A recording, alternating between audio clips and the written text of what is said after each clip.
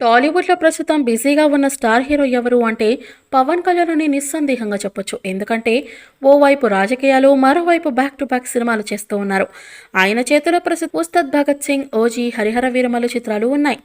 వీటి తర్వాత పవన్ సినిమాలకు కంప్లీట్‌గా బ్రేక్ ఇచ్చి తన ఫుల్ టైమ్ రాజకీయాలపై ఫోకస్ చేస్తారని అంతా అనుకుంటూ ఉన్నారు. అయితే పవన్ ఊహించని షాక్ ఇస్తున్నారు. తాజాగా మరో కొత్త సినిమాని లైన్‌లో పెడుతూ ఉన్నారు పవర్ స్టార్. సన్ పిక్చర్స్ సంస్థ తమిళంలో పలు విజయవంతమైన చిత్రాలను నిర్మించిన సంగతి మనకంతా తెలిసిందే. ఈ ప్రొడక్షన్ హౌస్ టాలీవుడ్లో అడుగుపెట్టనుంది.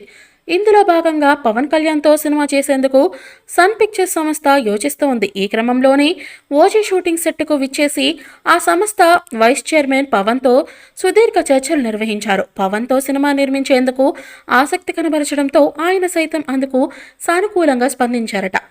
పవన్ కళ్యాణ్ హీరోగా సన్ పిక్చర్స్ సంస్థ నిర్మించే చిత్రానికి విక్రమ్ ఫ్రేమ్, లోకేష్ కనగరాజు దర్శకత్వం వహించనున్నారట. ప్రస్తుతం ఆయన తమిళ స్టార్ రజనీకాంత్ కాంబినేషన్లో సినిమా సెట్ పైకి తీసుకెళ్తున్నారు.